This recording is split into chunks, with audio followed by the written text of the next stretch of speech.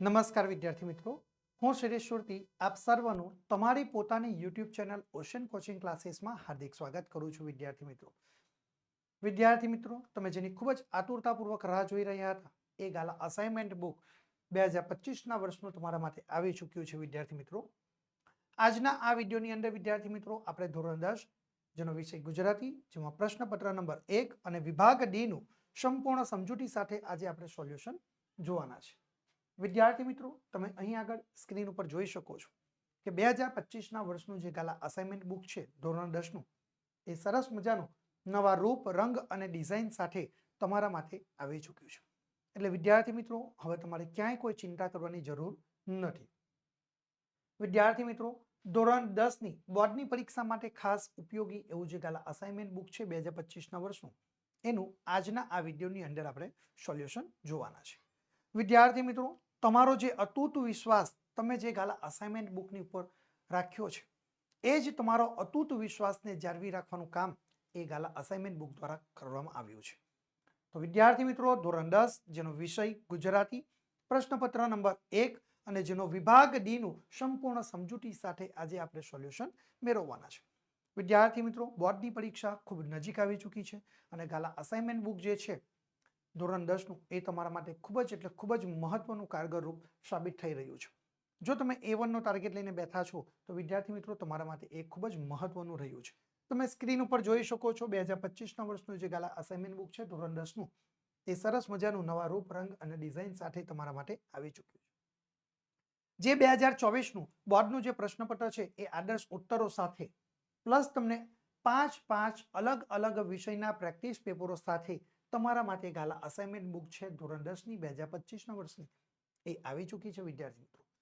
વિદ્યાર્થી મિત્રો, આ 2025ના વર્ષની ધોરણ 10ની ગાલા અસાઇનમેન્ટ બુક તમે બજારમાં ખરીદવા માટે જશો તો તમારે 240 રૂપિયા જેટલી એની ઊંચી કિંમત તમારે ચૂકવવી પડે છે. પરંતુ જો તમે અમારી પાસેથી આ ગાલા અસાઇનમેન્ટ બુકની ખરીદી કરો છો તો અમે તમને ઘર બેઠા તમને આ ગાલા અસાઇનમેન્ટ બુક આપી શકીએ છીએ, અને એ પણ માત્ર અને માત્ર 230 રૂપિયા. એટલે કે તમારા પૈસાની બચત થશે, તમારા સમયની બચત થશે અને તમારી શક્તિને પણ અહીંયા બચત થશે. એટલે વિદ્યાર્થી મિત્રો, બોર્ડની પરીક્ષાના દિવસો ખૂબ ઓછા બાકી રહ્યા છે. જ્યારે તમે આ સમય અને શક્તિ તમારો જે બચે છે એ બચેલા સમયનો તમે સદુપયોગ તમારા વાંચનની અંદર તમે કરી શકો છો અને સરસ મજાનો તમે પરીક્ષામાં ગુણ મેળવી શકો છો. વિદ્યાર્થી મિત્રો, એટલે જો વિદ્યાર્થી મિત્રો તમે ગાલા અસાઇનમેન્ટ બુક ઘર બેઠા મેળવવા માંગો છો, એના માટેની જે લિંક છે એ તમને નીચે ડિસ્ક્રિપ્શનમાં આપવામાં આવી છે. વિદ્યાર્થી મિત્રો, 2025ની બોર્ડની પરીક્ષા માટે આ ગાલા અસાઇનમેન્ટ બુક છે એ ખૂબ જ મહત્વનું સાબિત થઈ રહ્યું છે. તો વિદ્યાર્થી મિત્રો, જેમ જેમ સમયનો પ્રવાહ બદલાતો જાય છે તેમ તેમ ગાલા અસાઇનમેન્ટ બુક છે એ પણ પોતાનામાં કંઈક નવી પરિવર્તન લાવે છે, કંઈક નવીન ટેકનોલોજી સાથે આવે છે. એવી જ રીતે આ વર્ષે જે ગાલા અસાઇનમેન્ટ બુક છે, આ વર્ષે ગાલા અસાઇનમેન્ટ બુક કે એ તમારા માટે એક નવીન નજરાનું લઈને આવી ચૂક્યું છે, અને એ છે સ્માર્ટ ડિઝી બુક નામની એપ્લિકેશન. અને એની સાથે વિદ્યાર્થી મિત્રો તમને પ્રાપ્ત થશે ફ્રી ઓનલાઈન આન્સર કી. એટલે તમારે ક્યાંય કોઈ ચિંતા કરવાની જરૂર નથી. ધોરણ 10ના અસાઇનમેન્ટ બુક મેળવવા માટેની જે લિંક છે એ તમને નીચે ડિસ્ક્રિપ્શનમાં આપવામાં આવી છે. ઘર બેઠા તમે ગાલા અસાઇનમેન્ટ બુક મેળવવા માટે અમારા મોબાઈલ નંબરનો સંપર્ક કરી શકો છો.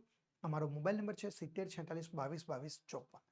વિદ્યાર્થી મિત્રો, તમે સ્ક્રીન ઉપર આપેલી વેબસાઇટના માધ્યમ દ્વારા પણ તમે આ એપ્લિકેશન ડાઉનલોડ કરી શકો છો, અથવા તમે જે અસાઇનમેન્ટ બુક છે એ પણ તમે ઘર બેઠા મંગાવી શકો છો, મેળવી શકો છો.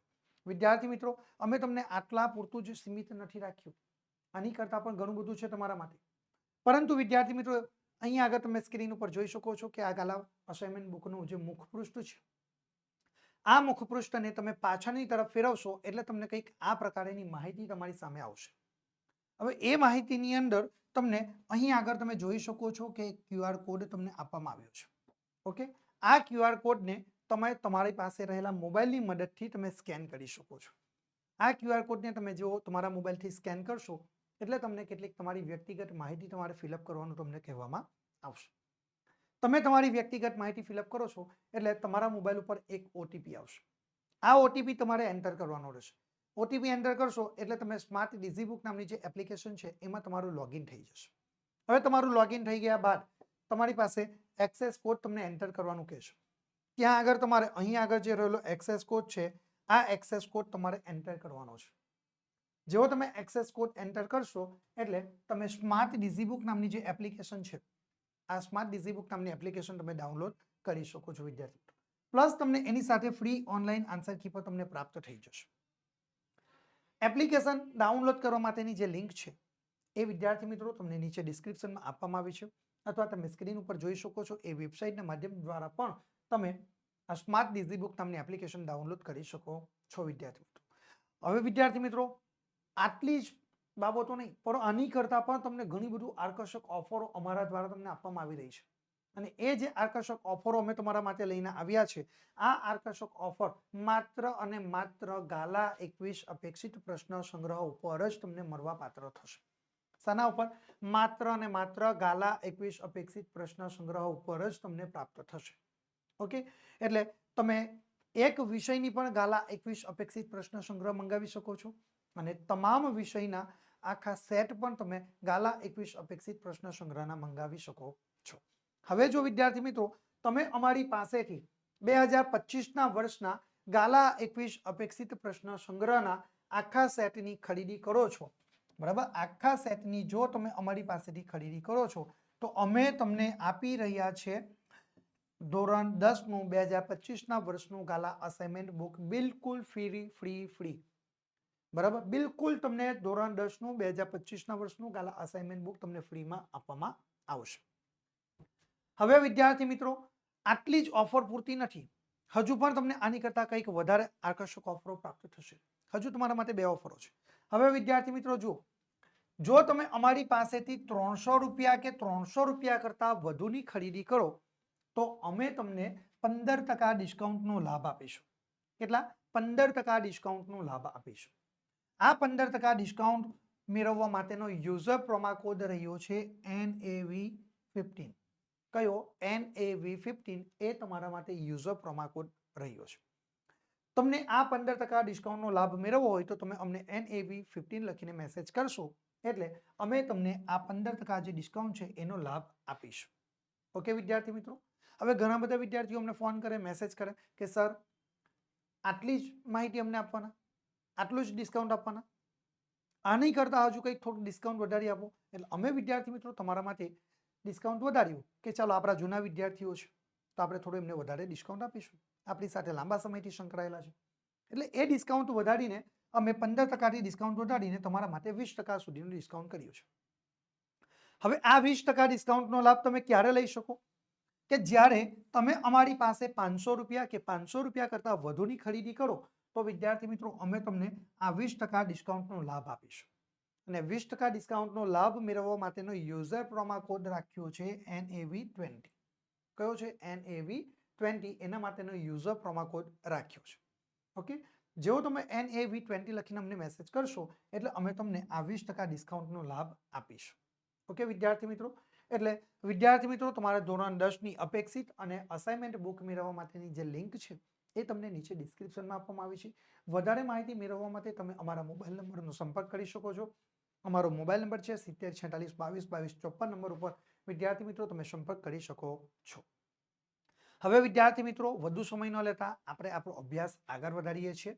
તો શરૂ કરીએ આપણે આપણો અભ્યાસ. ધોરણ 10 2025ના વર્ષની ગાલા અસાઇનમેન્ટ બુક, જેનો પ્રશ્નપત્ર નંબર 1 અને જેનો વિભાગ ડી નું સંપૂર્ણ અને સચોટ સોલ્યુશન આજના આ વિડીયોની અંદર આપણે મેળવવાના છે. હવે વિદ્યાર્થી મિત્રો તમારા માટે સ્ક્રીન ઉપર આવી ચૂક્યો છે વિભાગ ડી, જે તમારા માટે પરીક્ષાની અંદર 20 ગુણનો તમને રહેશે. ઓકે, આ 20 ગુણની અંદર વિદ્યાર્થી મિત્રો તમારે શું કરવાનું છે કે જે વિભાગ ડી છે એ લેખન વિભાગ છે અને બિલકુલ મૌલિકતાથી તમારે લેખન કરવાનું છે. અને તમારે વિભાગ ડી ની અંદર થોડો સમય પણ તમારો વધારે જશે. એટલે તમારે બહુ જ એટલે બહુ જ ચીવતાઈપૂર્વક, કાળજીપૂર્વક તમારે વિભાગ ડી નું લેખન કાર્ય કરવાનું છે. વધુમાં વધુ તમારે વિભાગ ડી ની અંદર ગુણ કવર કરવાના છે. ઓકે, તો ચાલો આપણે સૌથી પહેલા સૂચના આપણી પાસે આવી ગઈ છે. તો જોઈએ 53 નંબરનો પ્રશ્ન. નીચે આપેલી પંક્તિઓનો આશરે 15 વાક્યોમાં તમારે શું કરવાનું છે? અર્થ વિસ્તાર કરવાનો છે. આ જે પંક્તિ આપી છે તેનો તમારે અર્થ વિસ્તાર કરવાનો છે. કેટલા ગુણ છે? જેના તમને કુલ 4 ગુણ રહેશે. કેટલા ગુણ? 4 ગુણ તમને મળવા પાત્ર થશે. ઓકે, ચાલો હવે અહીંયા આગળ જો પંક્તિ આપી છે, બરાબર, પંક્તિ શું છે એ જુઓ કે સૌંદર્ય વેરફી દેતા નાના સુંદરતા મળે. શું છે? સૌંદર્ય વેરફી દેતા ના સુંદરતા મળે, સૌંદર્ય પામતા પહેલા સૌંદર્ય બનવું પડે. શું? સૌંદર્ય પામતા પહેલા આપણે સૌંદર્ય બનવું પડે. ઓકે, આ જે પંક્તિ છે આ પંક્તિનો આપણે અર્થ વિસ્તાર કરવાનો છે. કેટલા ગુણ છે? એના 4. તો સૌથી પહેલા વિદ્યાર્થી મિત્રો આપણે તેનો અર્થ આપણે અહીં આગળ સમજાવવાનો છે અને ત્યાર પછી એનો વિસ્તાર પૂર્વક આપણે સમજૂતી આપવાની છે. તો આપણે તેનો જવાબ જોઈએ. ઓકે, તો સૌથી પહેલા અર્થ લખી દેવાનો અને તમારે પેરેગ્રાફ પાડીને લખવાનું છે કે આ પંક્તિની અંદર આપણને શું કહેવા માંગ્યું છે. તો કવિ અહીં આગળ કહે છે કે આ પંક્તિઓમાં કવિએ આપણને સૌંદર્યનું મહત્વ સમજાવ્યું છે. સૌથી પહેલા શાનું મહત્વ સમજાવ્યું છે? આ જે સૌંદર્ય છે, બરાબર, એ સૌંદર્યનું મહત્વ આપણને કવિએ સમજાવ્યું છે. સૌંદર્ય એ ઈશ્વરની પ્રસાદી છે. આપણી આજુબાજુમાં જે નેચરલિટી છે એ શું છે? ઈશ્વરની એક પ્રસાદી છે. આ પ્રસાદીની પુણ્યાત્માને જ પ્રાપ્ત થાય છે અને આ જે પ્રસાદી છે ને એ પુણ્ય આત્મા હોય એમને જ પ્રાપ્ત થાય. એ ક્યારેય પાપીઓને પ્રાપ્ત થતી નથી. બાગમાં ખીલતા પુષ્પો, સંધ્યાના રંગો, ખેતરમાં લહેરાતો હરિયાળો મોલ, નાના બાળકો વગેરેમાં કુદરતે મન મૂકીને સૌંદર્ય ઠાલવી દીધું છે. આ ઈશ્વરના જે તત્વો છે એની અંદર ઈશ્વરે ભરપૂર માત્રાની અંદર સૌંદર્યને ઠાલવી દીધું છે. શાની અંદર? કે બાગની અંદર જે પુષ્પો ખીલે છે એમાં, સંધ્યાના જે રંગો છે એમાં, ખેતરોમાં લહેરાતો જે પાક છે એમાં, નાના બાળકોમાં પણ ઈશ્વર સૌંદર્ય કુદરતે મન મૂકીને સૌંદર્યને ઠાલવી દીધેલું છે. પરંતુ આ સૌંદર્ય આપણને માણતા આવડવું જોઈએ. પરંતુ હકીકત શું છે કે આ જે સૌંદર્ય તો ઈશ્વરે આપણને આપ્યું છે, પરંતુ આ સૌંદર્યનો માણતા, એનો અનુભવ કરતા આપણને આવડવું જોઈએ. એમ કવિ કહે છે. સૌંદર્યને માણવા માટે સુંદર વસ્તુનો નાશ ન કરાય. પરંતુ આપણે શું કરીએ છીએ? સૌંદર્યનો અનુભવ કરવા માટે આપણે સૌંદર્યનો નાશ કરી રહ્યા છીએ. સૌંદર્યનો પામવા માટે આપણે તેનો નાશ નથી કરવાનો, પરંતુ તેને અનુભવવાનું છે. એની જગ્યા ઉપર તેને સ્થાને રહેવા દઈને તેનો આનંદ માણી શકાય છે. શું કહ્યું છે? કે સૌંદર્યને માણવા માટે સુંદર વસ્તુઓનો નાશ ન કરાય, તેને તેના સ્થાને જ રહેવા દઈને તેનો આનંદ આપણે માણી શકીએ છીએ, તેનો આનંદ આપણે લઈ શકીએ છીએ. એમ કવિ આપણને કહે છે. પેરેગ્રાફ પાડીને લખવાનું કે સુંદર ફૂલને છૂટી લઈએ તો તે થોડા વખતમાં જ કરમાઈ જાય છે. સરસ મજાનું ફૂલ એ ખીલ્યું હોય તો આપણે એને તોડી લઈશું તો એ વધારેમાં વધારે થોડા સમય સુધી એ ખીલેલું આપણને જોવા મળશે. ત્યાર પછી એ થોડા સમયની અંદર એ કરમાઈ જાય છે. સૌંદર્યનો વિનાશ થઈ જાય એવી રીતે આપણે તેનો ઉપભોગ કરવો જોઈએ નહીં. સૌંદર્યનો વિનાશ થઈ જાય એવી રીતે આપણે ક્યારેય તેનો ઉપયોગ કરવો જોઈએ નહીં. ઉપભોગ પણ આપણે તેનો કરવો જોઈએ નહીં. આપણે સૌંદર્યને ખરા અર્થમાં માણવા ઈચ્છતા હોઈએ તો આપણે એવી દ્રષ્ટિ પણ કેળવવી પડશે. શું? આપણે સાચા અર્થમાં જો આપણે એવું ઈચ્છતા હોઈએ કે આપણે સૌંદર્યને માણીએ તો આપણે સૌથી પહેલા એવી દ્રષ્ટિ કેળવવી પડે. એટલે કે આપણે પોતે પણ સૌથી પહેલા તો સુંદર બનવું પડશે. મનથી શુદ્ધ બનવાનું છે, મનથી આપણે સુંદર બનવાનું છે. બાહ્ય સૌંદર્યને માણતા આવડે તો સાથે સાથે આપણા હૃદયની જે સુંદરતા પણ વધતી જાય છે. શું કહ્યું છે? બાહ્ય સૌંદર્યને માણતા આવડે તો સાથે સાથે આપણા હૃદયની જે સુંદરતા છે એ પણ વધતી જાય છે.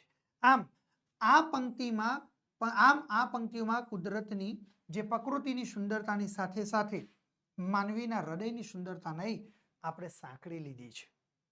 આ રીતે તમે સરસ મજાનો જવાબ તૈયાર કરો અને છેલ્લે લાસ્ટમાં પેરેગ્રાફ પાડીને તમે લખવાનું કે આપણે સૌંદર્યને ઈશ્વરની પ્રસાદી માનીને તેની પૂજા કરીએ છીએ.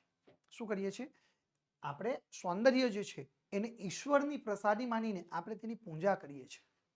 ખીલેલા પુષ્પો, મુક્તપણે વિચારતા હરણા વગેરેનું સૌંદર્ય નિહાળીએ. ખીલેલા પુષ્પો, મુક્તપણે વિચારતા હરણા વગેરેનું સૌંદર્યને નિહાળીએ છીએ. પક્ષીઓના મધુર ગાનને આપણે સાંભળીએ છીએ. પક્ષીઓ જે મધુર કલરવ કરી રહ્યા છે એને આપણે સાંભળવાના છે, નહીં કે આપણે પક્ષીનો શિકાર કરવાનો. સૌંદર્યને પોષવું અને પૂંજવું તેમજ આપણી સૌંદર્ય દ્રષ્ટિને વિકસાવવી એ જ સૌંદર્યનો સાચો ઉપયોગ છે. શું કરવાનું છે? સૌંદર્યને પોષવું જોઈએ, તેનું આપણે પૂંજવું જોઈએ, તેમજ આપણી સૌંદર્ય દ્રષ્ટિને આપણે વિકસાવવી જોઈએ. એ જ સૌંદર્યનો સાચો ઉપયોગ છે. વિદ્યાર્થી, સૌંદર્યનો ગમે તેમ ઉપયોગ અથવા ઉપભોગ કરીને આપણે તેનો નાશ ન કરવો જોઈએ.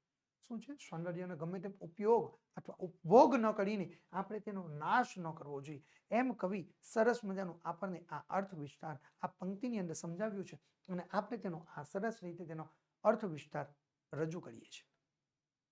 આ રીતે વિદ્યાર્થી મિત્રો તમે સરસ મજાનો અર્થ વિસ્તાર તૈયાર કરીને જે 4 ગુણનો આ પ્રશ્ન છે એમાં તમે વધુમાં વધુ ગુણ તમે કવર કરી શકો છો. ઓકે વિદ્યાર્થી મિત્રો, તો એના અઠવામાં તમને બીજી એક પંક્તિ આપવામાં આવે છે. શું છે? એના અઠવામાં તમને બીજી એક પંક્તિ આપવામાં આવી છે. જો તમે એ અર્થ વિસ્તાર લખી શકતા નથી તો કઈ ચિંતા કરવાની જરૂર નથી. તેના અઠવામાં તમને બીજી આપવામાં આવી છે. પરંતુ તમારે શું કામ નહીં કરવાનું કે શરૂઆતમાં તમે એક અર્થ વિસ્તાર લખો, 1 કે 2 લીટી લખો અને ફરી પાછી એની ઉપર ચોકડી કરી દો અને ફરી પાછો નવો અર્થ વિસ્તાર લખો. એવું કામ કરવાની જરૂર નથી. એવું કરવાથી શું થશે? જે પરીક્ષક છે, પેપર ચેક કરનાર વ્યક્તિ, એના મનમાં તમારા માટે નેગેટિવ વિચારો આવશે. બરાબર? કે આ વિદ્યાર્થીએ આ જવાબ શા માટે ચેકી કર્યો? કે એને નથી આવડતો એટલા માટે. એટલે તમારે શું કરવાનું? તમે નક્કી કરી લો લખાણ કરતા પહેલા કે આપણે કયો જવાબ લખવાનો છે, કયા અર્થ વિસ્તાર લખવાનો છે, કઈ પંક્તિનો આપણે અર્થ વિસ્તાર કરવાનો, એ તમારે સૌથી પહેલા વિદ્યાર્થી મિત્રો તમારે નક્કી કરવું પડશે. ઓકે, એટલે અહીંયા આગળ જો તમને આપ્યું છે પહેલી પંક્તિ કે મનવા પર ઘર પહોંચીને દુઃખ ન કહીએ રોઈ. શું? મનવા પર ઘર પહોંચીને દુઃખ ન કહીએ રોઈ. માન ગુમાવીએ આપણું વહેંચી ન લેતું કોઈ. શું? માન ગુમાવીએ આપણું વહેંચી ન લેતું કોઈ.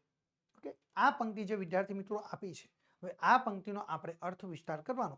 તો અહીંયા ગાડી આ પંક્તિના અર્થની અંદર આપણે શું લખીશું કે જે કહેવામાં આવ્યું છે કવિએ, આ પંક્તિ છે તેને આપણે વિસ્તારપૂર્વક સમજાવવાની છે.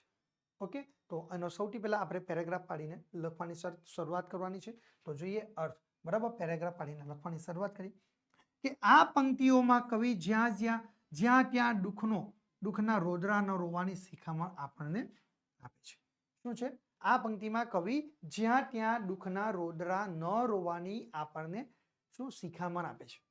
કે આપણે લોકો શું કરીએ? આપણી ઉપર જે દુઃખ આવી પડે ને તો આપણે આજુબાજુ પડોશી જે કોઈ હોય ને એ સૌ કોઈની પાસે જઈને આપણે આપણા દુઃખને રડી રહ્યા છે, આપણે એમને રજૂ કરી રહ્યા છે અને એ લોકો આપણા એ દુઃખને દૂર નથી કરવાના, પરંતુ એ દુઃખમાંથી એ લોકો મજા લેશે આપણી. એટલે હંમેશા માટે આપણી ઉપર જે દુઃખ આવી પડે છે એ દુઃખના રોદરા કવિ રોવા માટે ના પાડે છે. જ્યાં ત્યાં જઈને દુઃખના રોદરા ન રોવાની શિખામણ આપણને આપે છે. કવિ કહે છે કે દુઃખના રોદરા રોવાથી આપણું દુઃખ કોઈ લઈ લેતું નથી. તમને કહ્યું કે આપણા દુઃખને એ લોકો દૂર નથી કરવાના, કે એ દુઃખ લઈ લેવાના નથી. ઉલટું ઘણીવાર આપણી માનહાનિ થશે એનાથી. શું થાય છે? એનાથી ઘણીવાર આપણી માનહાનિ કરતા જોવા મળે છે. દરેક મનુષ્યને કંઈક ને કંઈક દુઃખ હોય છે. ઈશ્વરે મનુષ્યને આ જે જીવન આપ્યું છે એ જીવન એક સિક્કાની બે બાજુ છે. એક તરફ જીવનમાં સુખ છે તો બીજી તરફ દુઃખ પણ છે. એટલે દરેક મનુષ્યને કંઈક ને કંઈક દુઃખ હોય જ છે. પરંતુ ઘેર જઈને એ દુઃખ રડવાથી કંઈ આપણું દુઃખ દૂર થઈ જતું નથી. શું કહ્યું છે? પરંતુ એ દુઃખને આપણે લોકોના ઘરે જઈને એ દુઃખને રડવાથી આપણું દુઃખ એને આપણે દૂર કરી શકવાના નથી. કેટલાક આપણું દુઃખ એ સાંભળીને દ્વેષ વૃત્તિથી પ્રેરાઈને મનમાં ખુશ પણ થતા હોય છે. ઘણા બધા લોકો એવું છે કે આપણે એને જે આપણી દુઃખની વાતો રજૂ કરીએ ને તો એને દ્વેષ વૃત્તિથી પ્રેરાશે. બરાબર? અને એ મનમાં ને મનમાં ખુશ થાય છે કે સારું થયું આ વ્યક્તિ ઉપર આ દુઃખ આવી પડ્યું છે. એવી એ ઈર્ષ્યા રાગદ્વેષ રાખે છે. માટે આપણે આપણું દુઃખ એ બીજા પાસે ક્યારે પણ વ્યક્ત ન કરવું એ જ સૌથી મહત્વનું છે અને એ જ સૌથી યોગ્ય પણ છે. અજાણ્યા માણસો પાસે વારંવાર આપણા દુઃખની વાતો કરવાથી આપણને કેવળ એ બિચારો બાપડો એવા ઉપનામો જ પ્રાપ્ત થાય છે. શું થાય છે? અજાણ્યા માણસોની પાસે આપણે વારંવાર આપણે આપણા દુઃખની વાતો રજૂ કરશું ને તો એ લોકો આપણને બિચારો કહેશે, બાપડો કહેશે. આવા ઉપનામો આપણને આપતા જોવા મળે છે. આપણા માટે આવા શબ્દોનું પ્રયોજન થાય છે. કયા? બાપડો, બિચારો, આવા શબ્દોનું એ આપણા માટે પ્રયોજન કરે છે. પોતાના સ્વજનો પાસે એ હૃદય ખોલવાથી સહાનુભૂતિ અને માર્ગદર્શન મેળવી શકાય છે. એટલે કવિ શું કહે છે? આપણે જ્યાં ત્યાં કોઈની પાસે મન ખોલીને આવી આપણા દુઃખના રોદરા રડવાના નથી, પરંતુ પોતાના જે સ્વજનો છે એ પોતાના સ્વજનો પાસે હૃદય ખોલવાથી સહાનુભૂતિ અને માર્ગદર્શન આપણે ચોક્કસપણે મેળવી શકીએ છીએ. શું કહ્યું છે?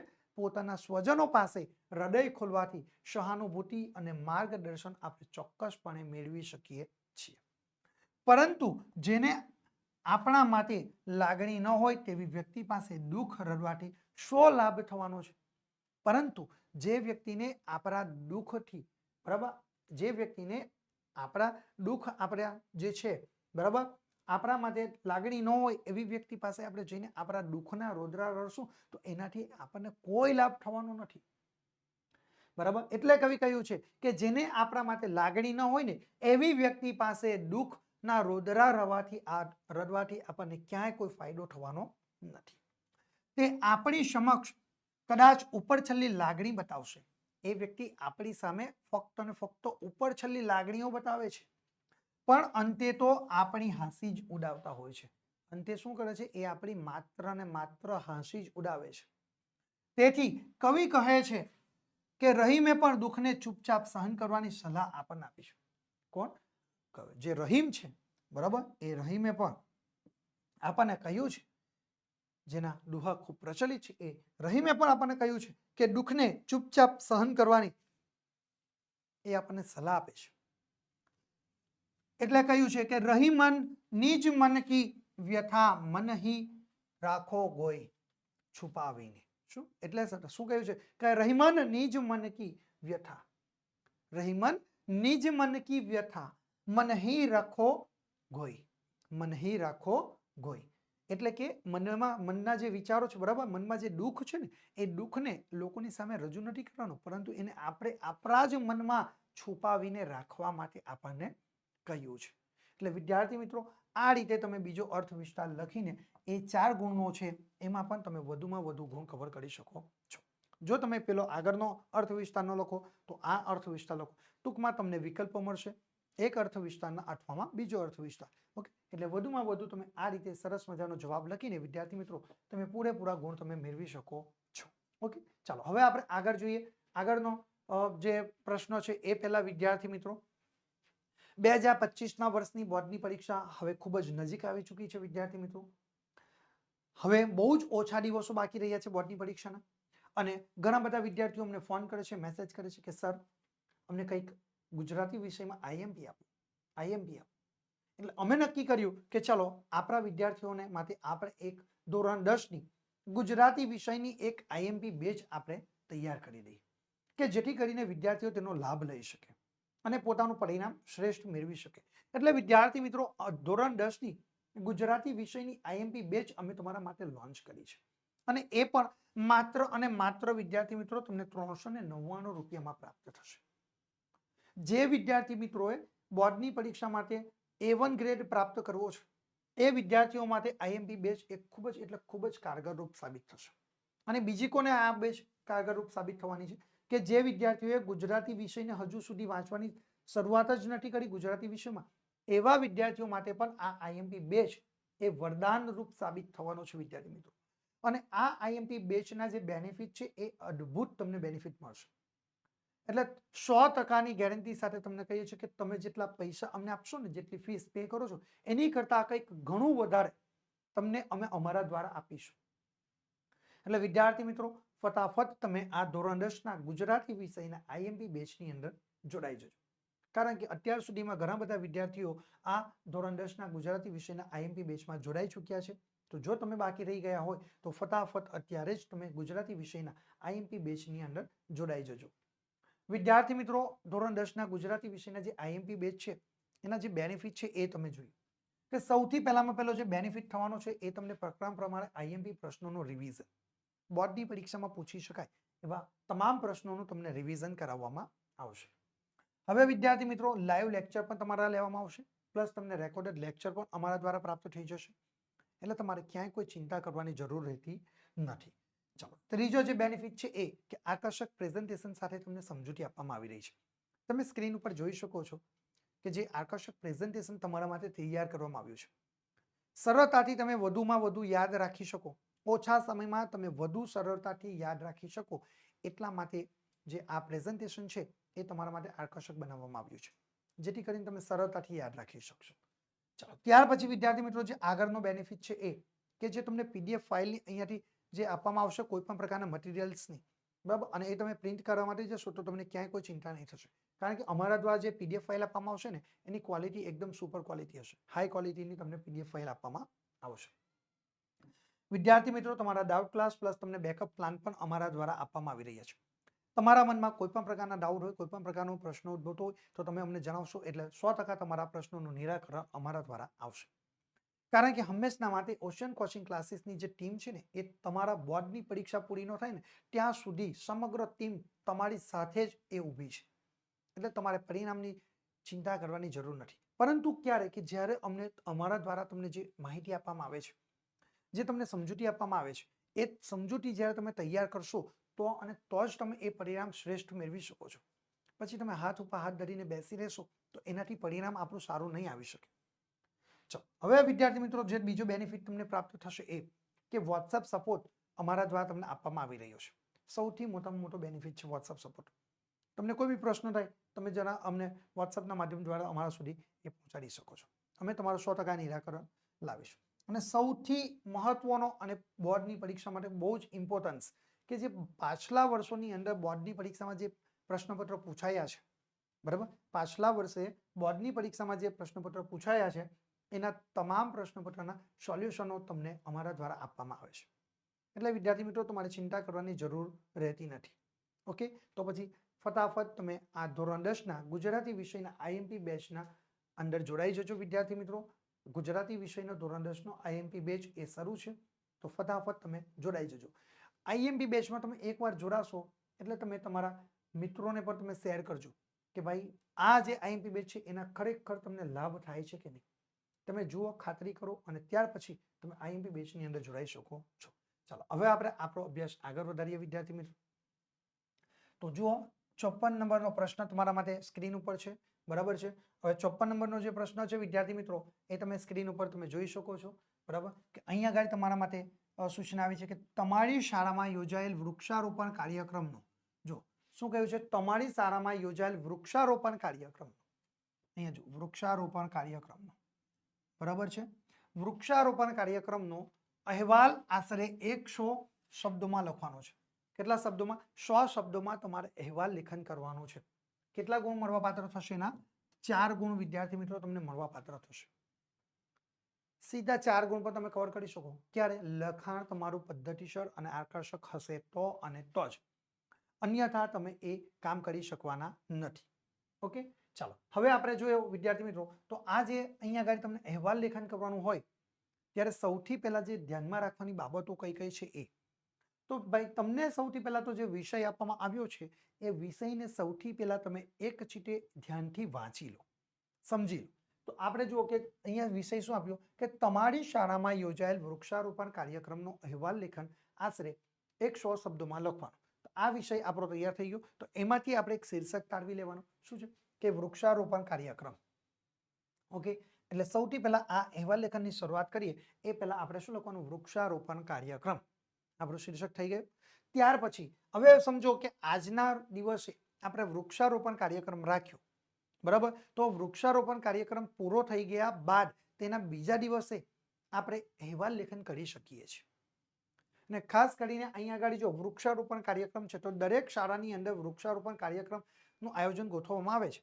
તો ક્યારે? તો મોટે ભાગે આપણે જોઈએ તો જૂન મહિનાથી આપણી પ્રથમ શાળાનું સત્ર શરૂ થાય તો એ સમયગાળા દરમિયાન આપણે વૃક્ષારોપણ કાર્યક્રમ કરવામાં આવે, કારણ કે ત્યારે ચોમાસાનો સમયગાળો પણ હોય છે એટલે વૃક્ષો સરળતાથી એ મોટા થઈ શકે છે. ઓકે, એટલે વૃક્ષારોપણ કાર્યક્રમ ક્યારે રાખવામાં આવે? કે જૂન મહિનામાં રાખવામાં આવે. તો જે દિવસે વૃક્ષારોપણ કાર્યક્રમ છે એના બીજા દિવસે તમે અહેવાલ તૈયાર કરી શકો છો. હવે અહેવાલ લેખનની અંદર શરૂઆત ક્યાંથી કરવાની કે ભાઈ તમે કયા કયા મહેમાનોને બોલાવો એવું નહીં. શરૂઆતથી લઈને અંત સુધીમાં જે કાર્યક્રમની અંદર જે બાબતો રજૂ થઈ હતી એનો ટૂંકમાં ચિતાર તમારે રજૂ કરવાનું છે. ઓકે, તો કેવી રીતે એ રજૂ કરી શકીએ તો એ તમે જુઓ, બરાબર. આપણે શરૂ કરીએ અહેવાલ લેખન. તો સૌથી પહેલા અહીંયા જુઓ, વૃક્ષારોપણ દિનની ઉજવણી, બરાબર. આપણે શીર્ષક શું આપ્યું કે વૃક્ષારોપણ કાર્યક્રમ છે તો વૃક્ષારોપણ દિનની ઉજવણી. સૌથી પહેલા આપણે આ શીર્ષક આપણે આપ્યું છે. ઓકે, ચલો. ત્યાર પછી જુઓ વિદ્યાર્થી મિત્રો, આપણે અહીંયા આગળ વૃક્ષારોપણ ક્યાં થયું કે ભાઈ 9 તારીખે થયું. તો આપણે અહીંયા આગળ તારીખ કઈ લખી છે? તો જુઓ 10/6/2024. ઓકે, અહેવાલ લેખનમાં જમણા હાથ ઉપર માત્ર ને માત્ર તારીખ લખવાની, જો તમારે સ્થળનો ઉલ્લેખ કરવો હોય તો તમે સ્થળનો ઉલ્લેખ પણ કરી શકો છો કે તારીખ 10/6/2024 અને એની નીચે તમે જે તે સ્થળ હોય, તમે જે તે શહેરમાં હો એ સ્થળનું નામ તમે લખી શકો છો. ઓકે, ક્લિયર થઈ ગયું? ચાલો હવે અહીંયા આગળ ત્યાર પછી તમારે શું કરવાનું, પેરેગ્રાફ પાડીને લખવાની શરૂઆત કરો કે ભાઈ જો અહીંયા વિષય શું, તમારી શાળામાં યોજાયેલ વૃક્ષારોપણ, એટલે ત્યાં આગળ તમારી નહીં પરંતુ અમારી શાળા, કારણ કે આપણે લખીએ ને એટલે અમારી થઈ, બરાબર? તો શું લખવાનું, પેરેગ્રાફ પાડીને કે અમારી શાળામાં દર વર્ષે વૃક્ષારોપણ દિન ઉજવવામાં આવે છે. શું છે? દર વર્ષે અમારી શાળાની અંદર વૃક્ષારોપણ દિન ઉજવવામાં આવે છે, બરાબર? આ રીતે વિદ્યાર્થી મિત્રો તમે લખ્યું છે. જો કે અમારી શાળામાં દર વર્ષે વૃક્ષારોપણ દિન ઉજવવામાં આવે છે, પહેલો પોઈન્ટ થઈ ગયો.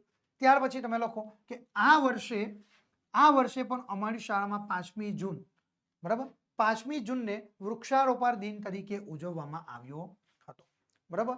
તો આપણે જો 5મી જૂન હતો તો આપણે 5 દિવસ પછી આપણે એનો અહેવાલ સુપરત કર્યો, 5 દિવસ પછી આપણે એનો અહેવાલ લેખન કર્યો. તો 5મી જૂનને વૃક્ષારોપણ દિન તરીકે ઉજવવામાં આવ્યો હતો. ઓકે, આટલી માહિતી આપણે ટૂંકમાં શરૂઆતમાં આપણે આખા વિષયનો ઉઘાડ આપણે આપી દીધો, બરાબર? આખા અહેવાલનો આપણે ઉઘાડ આપી દીધો. હવે પેરેગ્રાફ પાડીને લખવાની શરૂઆત કરો કે શાળાના વિશાળ પતાંગણમાં, જો શું કહ્યું છે કે ભાઈ શાળાના વિશાળ પતાંગણની અંદર, એટલે શાળાનું જે મોટું વિશાળ મેદાન છે એ શાળાના વિશાળ પતાંગણમાં સરખા અંતરે 25 ખાડાઓ તૈયાર કરવામાં આવ્યા હતા. એક સરખા શાળાનું ખૂબ જ વિશાળ પતાંગણ છે અને એની અંદર થોડા અંતરે, એક સમાન અંતરે, એટલે કોઈ નજીક નહીં કોઈ દૂર નહીં, કોઈ નજીક કોઈ દૂર એવું નહીં, એક સમાન અંતરે, બરાબર, 25 જેટલા ખાડાઓ તૈયાર કરવામાં આવ્યા હતા.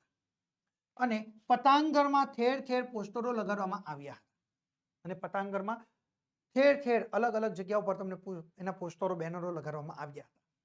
કે જેમાં કયા પોસ્ટર લગાવવામાં આવ્યા કે જેમાં એક બાર એક વૃક્ષ, બરાબર, એક બાર એક ઝાડ અથવા એક વૃક્ષ, બરાબર, વૃક્ષ જતન આબાદ વતન, શું?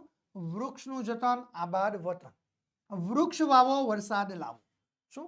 જેમાં એક બાર એક ઝાડ, વૃક્ષનું જતન આબાદ વતન, વૃક્ષ જતન આબાદ વતન, વૃક્ષો વાવો વરસાદ લાવો, બરાબર, વૃક્ષ વાવો પર્યાવરણ બચાવો.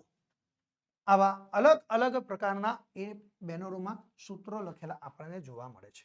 જે ઠેર જે પોસ્ટરો લગાવ્યા ને એની અંદર આ પ્રકારના સૂત્રો આપણને રહેલા જોવા મળે છે, બરાબર? જેમાં એક બાર એક ઝાડ, વૃક્ષનું જતન, વૃક્ષ જતન આબાદ વતન, વૃક્ષો વાવો વરસાદ લાવો, વૃક્ષો વાવો પર્યાવરણ બચાવો, બરાબર, વગેરે જેવા સૂત્રો આપણને લખેલા જોવા મળતા હતા. ત્યાર પછી લખવાનું પેરેગ્રાફ પાડીને કે શાળાના ટ્રસ્ટીશ્રીના હસ્તે વૃક્ષારોપણ દિન નિમિત્તે ઉદ્ઘાટન વિધિ કરવામાં આવી. કોના દ્વારા ઉદ્ઘાટન વિધિ કરવામાં આવી? તો શાળાના ટ્રસ્ટીશ્રીના હસ્તે વૃક્ષારોપણ દિન નિમિત્તે ઉદ્ઘાટન વિધિ કરવામાં આવી. અને એમના ટૂંકા પ્રવચનમાં એમણે વૃક્ષનો મહિમા સમજાવ્યો. અને શું કર્યું એમણે? એમના જે પ્રવચન આપ્યું, ટૂંકું પ્રવચન આપ્યું થોડું, પરંતુ એ પ્રવચનની અંદર એમણે બીજી અન્ય કોઈ લપછપ ન કરી, પણ શું? એમણે વૃક્ષોનો મહિમા સમજાવ્યો. સૌએ તાળીઓના ગડગડાટથી એમનું અભિવાદન કર્યું. જે વૃક્ષનો મહિમા સમજાવ્યો અને ત્યાર પછી એમનું પ્રવચન પૂરું થયું એટલે સૌએ તાળીઓના ગડગડાટથી તેમનું અભિવાદન કર્યું. અને ત્યાર પછી તૈયાર રખાયેલા એક ખાડામાં તેમણે એક વૃક્ષ રોપી તેને પાણી પણ પાયું. જે ખાડાઓ તૈયાર કરવામાં આવ્યા તેમાં એક ખાડામાં એક વૃક્ષ વાવ્યું અને તેને પાણી પાયું. અને ત્યાર પછી વિદ્યાર્થીઓ દ્વારા જુદા જુદા ખાડાઓમાં વૃક્ષારોપણ કરવામાં આવ્યું. બાકીના જે અલગ અલગ ખાડાઓ હતા એની અંદર અલગ જે વિદ્યાર્થીઓ હતા એ વિદ્યાર્થીઓ દ્વારા ખાડાઓમાં વૃક્ષારોપણ કરવામાં આવ્યું.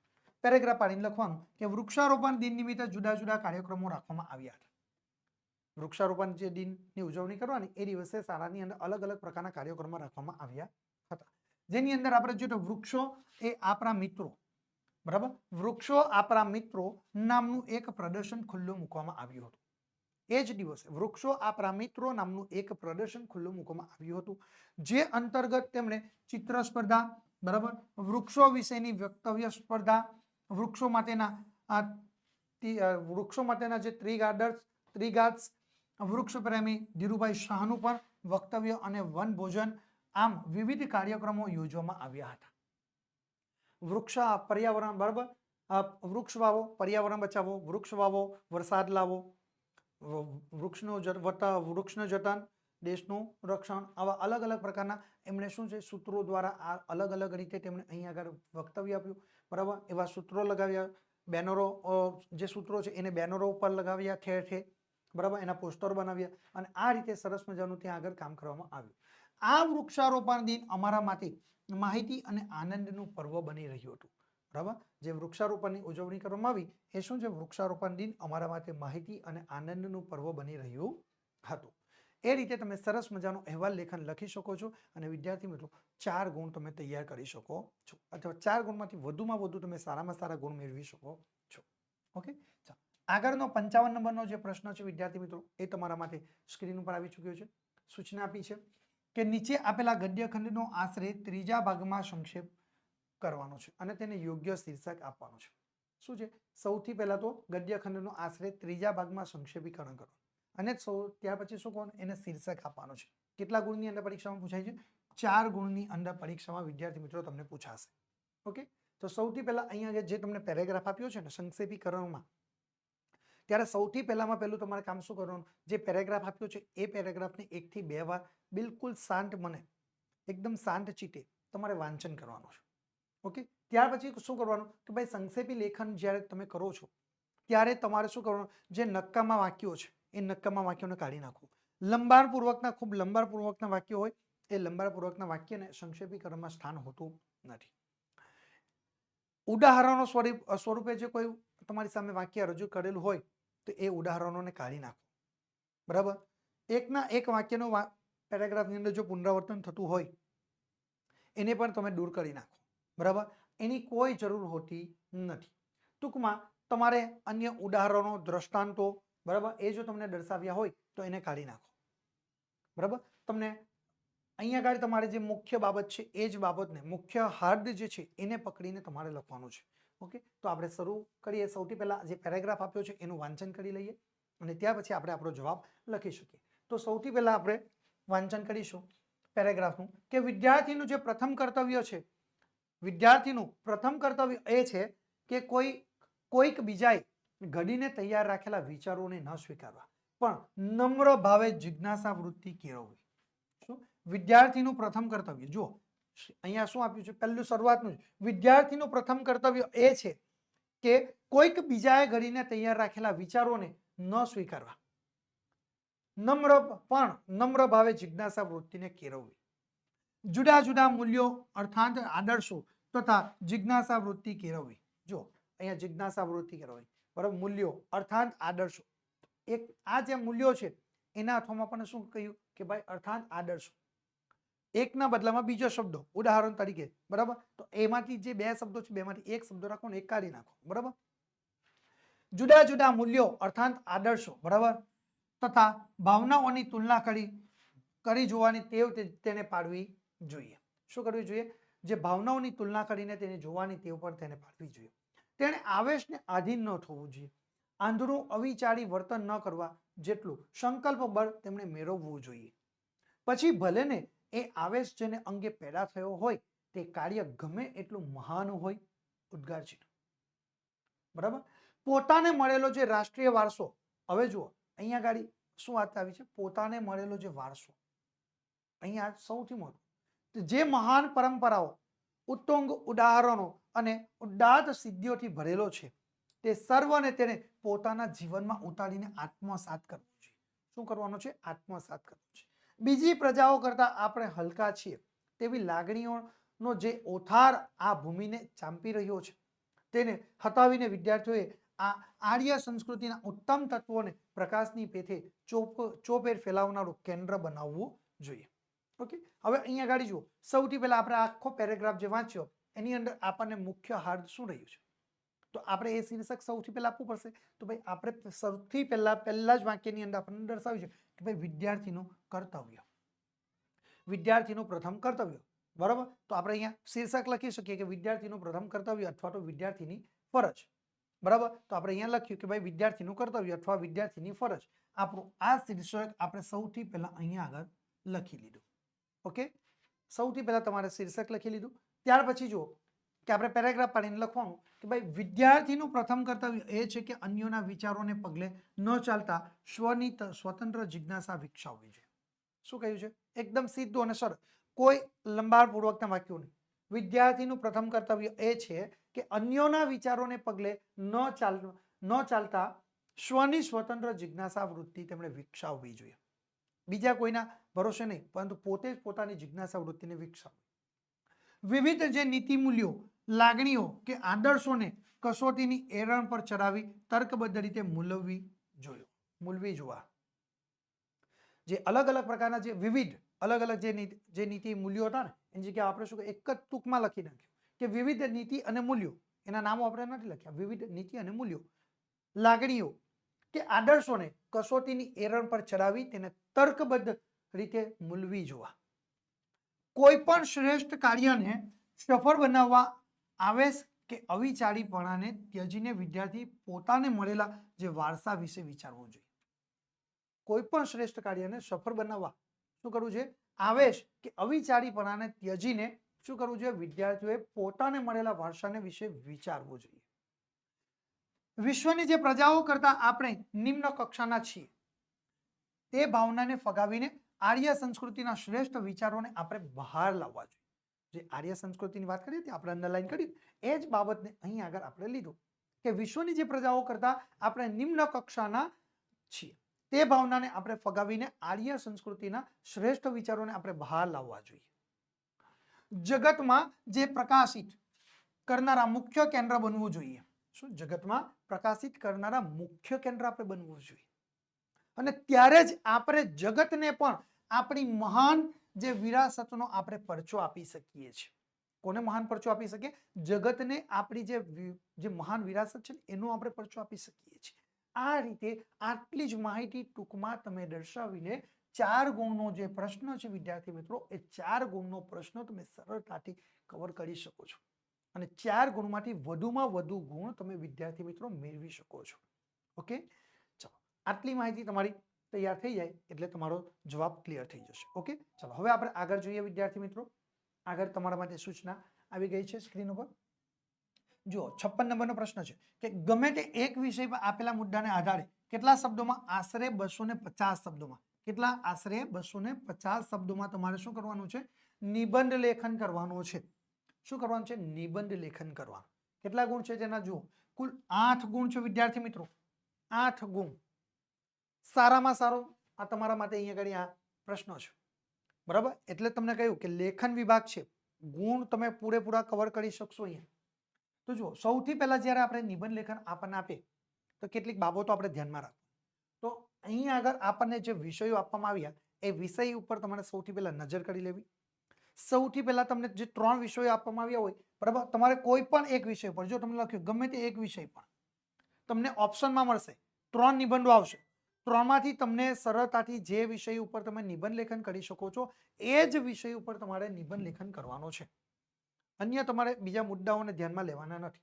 તમે સરળતાથી લખી શકતા હોય એ જ વિષય પસંદ કરવાનો. નિબંધ લેખનની અંદર સૌથી પહેલા તમારી મૌલિકતા હોવી જોઈએ. શું હોવું જોઈએ? મૌલિકતા તમારા માટે હોવી જોઈએ. બરાબર, નિબંધ લેખન કરતા પહેલા તમારે મૌલિકતા તમારા માટે ખૂબ મહત્વની રહેલી છે. બરાબર, ત્યાર પછી તમારે શું કરવાનું છે? તો ભાઈ મહાન પુરુષોના, મહાન વ્યક્તિઓના, બરાબર, મહાન વ્યક્તિના સુવિચારો. બરાબર, ત્યાર પછી જુઓ તમે, બરાબર, ત્યાર પછી કવિઓની પંક્તિ. બરાબર, કવિઓની પંક્તિ જે છે, બરાબર, એ કવિઓની પંક્તિ પણ તમે અહીંયા આગળ ઉપયોગ કરી શકો છો. શું? મૌલિકતાનો તમારે ભરપૂર માત્રામાં ઉપયોગ કરવાનો. જે મહાન વ્યક્તિઓ છે તેમના વિચારો, સુવિચારો, વિદ્વાન વ્યક્તિ હોય એમના જે આદર્શો છે, વિચારો છે એ તમે સરસ રીતે અંડરલાઈન કરીને લખી શકો છો. કોઈક લેખક હોય, કોઈ કવિ હોય તો એમના દ્વારા જે પંક્તિઓ હોય એ રજૂ કરેલ એ પંક્તિઓનો પણ તમે ઉપયોગ કરી શકો છો. નિબંધ લેખન કરતી વખતે વિદ્યાર્થી મિત્રો તમારે જે વાસ્તવિકતા છે એ ફેસ રજૂ કરવાની છે. મૌલિકતાનો ભરપૂર માત્રામાં તમે ઉપયોગ કરવાનો છે. તમારે તમારી બૌદ્ધિક શક્તિનો ઉપયોગ કરીને તમે મૌલિકતાથી અહીંયા લખી શકો છો. હવે સમજો કે કોઈક લેખક કે કોઈ કવિની પંક્તિ છે તો એ પંક્તિને તમે સરસ રીતે અંડરલાઈન કરો. પેન્સિલની મદદથી અંડરલાઈન કરો અને હાઇલાઇટ કરો તો સરસ રીતે તમે જવાબ તૈયાર કરી શકો છો વિદ્યાર્થી મિત્રો. ઓકે, તો આ રીતે તમારે જવાબ તૈયાર કરવાનો. યોગ્ય પેરેગ્રાફ તમારે મૂકવા જોઈએ. બહુ વધારે પડતા નિબંધ લેખનની અંદર પેરેગ્રાફનો પણ તમારે ઉપયોગ કરવાનો નથી. યોગ્ય જગ્યા ઉપર યોગ્ય પેરેગ્રાફનો ઉપયોગ કરવાનો. ઓકે, આટલી બાબતો તમારે ધ્યાનમાં રાખવાની. બહુ છેકછાક ન કરવાનું. સ્વચ્છતા તમારે જાળવવાની છે નિબંધ લેખનની અંદર. ઓકે, તો આપણે શરૂઆત કરીએ. પહેલો આપણો જે વિષય છે કે આપણા ઘડવૈયા બાંધવ આપણે. ઓકે, તો એના મુદ્દાઓ જો કયા કયા મુદ્દાઓ આપ્યા છે. તો એનો મુદ્દાઓ છે કે પ્રસ્તાવના. મનુષ્ય પોતે જ પોતાનો ભાગ્ય વિધાતા છે. શું પ્રસ્તાવના? મનુષ્ય પોતે જ પોતાનો ભાગ્ય વિધાતા. પુરુષાર્થનો મહિમા છે. પુરુષાર્થના ફાયદાઓ, પુરુષાર્થનું ફળ, પુરુષાર્થ એ પરમ સુખની ચાવી અને છેલ્લે ઉપસંહાર. હવે વિદ્યાર્થી મિત્રો નિબંધ લેખનની અંદર આ દરેકે દરેક મુદ્દાઓને આવરી લેવાના છે. એક પણ મુદ્દો આમાંથી રહી જવો જોઈએ નહીં. તમામ મુદ્દાઓને તમારે આવરી લેવાના છે અને તમારો નિબંધની શરૂઆત 3 ભાગની અંદર થવી જોઈએ. આરંભ, મધ્ય ભાગ અને અંત. આ 3 બાબતો તમારે ધ્યાન રાખવાની. આરંભમાં આખો ચિતાર આપવાનો, મધ્ય ભાગ એટલે સંઘર્ષનો ભાગ અને અંત એટલે કે પૂર્ણાહુતિ તરફ તમારે જવાનું રહેશે. ઓકે, તો આપણે જોઈએ આપણા ઘડવૈયા બાંધવ આપણે. ઓકે, ચાલો અહીંયા આગળ શરૂઆત કરીએ પેરેગ્રાફ પાડીને કે મનુષ્ય જીવન એટલે પુરુષાર્થ અને પ્રારબ્ધનો જે સુભગ સમન્વય છે. શું છે? મનુષ્ય જીવન એટલે પુરુષાર્થ અને પ્રારબ્ધનો સુભગ સમન્વય છે. પ્રારબ્ધનો સાથે હોય, પ્રારબ્ધ જો આપણી સાથે હોય અને તેમાં પુરુષાર્થ ભરે તો મનુષ્ય એ સફળતાના અનેક શિખરોને એ સર કરી શકે છે. ક્યારે? મનુષ્ય જો સફળતાના અનેક પ્રકારના શિખરોને સર કરી શકે. ક્યારે? કે જ્યારે એ પુરુષાર્થમાં ભરે તો, જો મહેનત કરશે તો. એટલે અહીંયા આગળ તમને કહ્યું બરાબર કે પ્રારબ્ધનો જો સાથ હોય અને તેમાં પુરુષાર્થ ભરે તો મનુષ્ય એ સફળતાના શિખરોને સર કરી શકે છે. પેરેગ્રાફ પાડીને લખવાનું કે જગતમાં 2 પ્રકારની વિચારસરણી આજે પ્રવૃત્તિ આપણને જોવા મળે છે. એક તો પ્રારબ્ધવાદી અને બીજી એ પુરુષાર્થવાદી. કેટલી વિચારસરણી પ્રવૃત્તિ જોવા મળશે? 2. પહેલી પ્રારબ્ધવાદી અને બીજી પુરુષાર્થવાદી વિચારસરણી આપણને રહેલી જોવા મળે છે. ઓકે, તો પ્રારબ્ધવાદી મનુષ્યોને પુરુષાર્થમાં શ્રદ્ધા હોતી નથી. કોને? પ્રારબ્ધવાદી જે મનુષ્યો છે તેને શામાં શ્રદ્ધા હોતી નથી? પુરુષાર્થની અંદર ક્યાંય કોઈ જ પ્રકારની તેમને શ્રદ્ધા હોતી નથી. એમની માન્યતા એવી હોય છે કે નસીબ વિના ન કરે કદી દરિયો કે દરબાર. શું કહ્યું છે? કે નસીબ વિના ન કરે કદી દરિયો કે દરબાર. છતાં એ પ્રારબ્ધવાદી મનુષ્યો તરીકે એ પુરુષાર્થ કરતા નથી એવું નથી, પરંતુ તેઓ યશ પ્રાધાન્ય આપે છે. તેઓ યશને પ્રાધાન્ય આપે છે. પ્રારબ્ધ પર વિશ્વાસ રાખીને ઓછું પુરુષાર્થ કરવાથી તેઓ પૂરતી પ્રગતિ એ કરી શકતા નથી. શાના ઉપર? પ્રારબ્ધ ઉપર. માત્ર ને માત્ર પ્રારબ્ધના ઉપર જ એ લોકો વિશ્વાસ રાખીને ઓછો પુરુષાર્થ કરવાથી તેઓ પૂરતી પ્રગતિ કરી શકતા નથી. જેટલો તમે મહેનત અને પરિશ્રમ કરશો ને એટલું જ તમે એની અંદર સફળતાના શિખરોને તમે સર કરી શકો છો. બરાબર? એટલે અહીંયા આગળ જો તમને કહ્યું બરાબર કે પુરુષાર્થ કરવાથી તેઓ પૂરતી પ્રગતિ કરી શકતા નથી. કેટલાક મનુષ્યો સતત પુરુષાર્થ કરે છે છતાં એ ક્યારેક પ્રારબ્ધ અને એમની યારી આપતું નથી. ઘણી મહેનત કરવા છતાં એમને ધારી સફળતા મળતી નથી. એટલે આપણા પ્રારબ્ધમાં સફળતાનો યોગ જ નથી એમ માનીને એ હતાશ થઈ જાય છે. શું થાય છે? એ લોકો હતાશ થઈ જાય છે. કોઈ પણ વાર આપણા આયોજનમાં ખામી રહી ગઈ હોય કે સંજોગો પ્રતિકૂળ હોય તો જોવા જેવી સફળતા ન મળે. આપણે જેવી સફળતા ઈચ્છીએ છીએ એવી સફળતા આપણે પ્રાપ્ત કરી શકતા નથી. આપણો પુરુષાર્થ જ આપણા પ્રારબ્ધને એ જગાડે છે. શું છે? આપણો પુરુષાર્થ છે ને એ જ આપણા પ્રારબ્ધને એ જગાડે છે. વિદ્યાર્થીઓ તૈયારી જ ન કરે અને ફક્ત એ પ્રારબ્ધના ભરોસો રાખીને બેસી રહે તો તે નાપાસ થાય. બરાબર? એક કડિયા, સુથાર તેમજ અન્ય કારીગરો કામ ન કરે તો ભૂખે જ એ મરી જાય. અને ખેડૂતો એ પ્રારબ્ધને ભરોસે એ બેસી રહે છે અને પોતાના ખેતરમાં એ પૂરતી મહેનત ન કરે તો એમને સારો પાક ન મળે. ખેડૂત એ ફક્ત અને ફક્ત હાથ ઉપર હાથ ધરીને બેસી રહે અને ખેતરમાં એ મહેનત ન કરશે તો એનો પાક સીધો તૈયાર મળવાનો છે એ ક્યારેય એમને પ્રાપ્ત થઈ શકતો નથી. એટલે પુરુષાર્થ કરવાથી જ નસીબ આડેનું પાંદડું ખસેડી શકાય છે. આપણા પ્રારબ્ધને પામવાનો પુરુષાર્થ સિવાય બીજો કોઈ માર્ગ આપણી પાસે રહ્યો નથી. અહીં આગળ આપણે પેરેગ્રાફ પઢીને ફરી પાછું લખવાનું છે કે ઉદ્યમી મનુષ્ય એકલા પ્રારબ્ધને ભરોસે બેસી રહેતો નથી. ક્યારેય જે ઉદ્યમી, જે મહેનતુ માણસ છે, પરિશ્રમ કરનાર વ્યક્તિ છે, એ ક્યારેય પ્રારબ્ધને ભરોસે એ બેસી રહેતો નથી. ક્યારેય નસીબ ઉપર નસીબના ભરોસે જો આપણે બેસી રહીશું તો આપણું જીવનમાં ક્યારેય કલ્યાણ થઈ શકશે નહીં. તે એવું માને છે કે મનુષ્ય પોતે જ પોતાનો ભાગ્ય વિધાતા છે. ઉદ્યમી વ્યક્તિ શું માને છે? મનુષ્ય પોતે જ પોતાનો ભાગ્ય વિધાતા છે.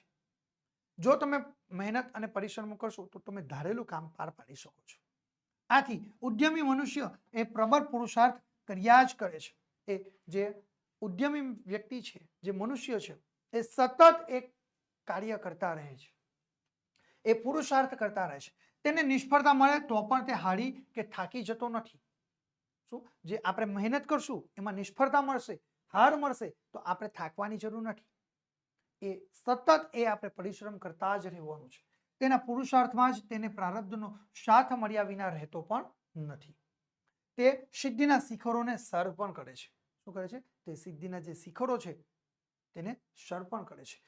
અવનવી વૈજ્ઞાનિક શોધો એ વિજ્ઞાનીઓના પુરુષાર્થનું જ એ પરિણામ પણ આપણને રહેલું જોવા મળે છે.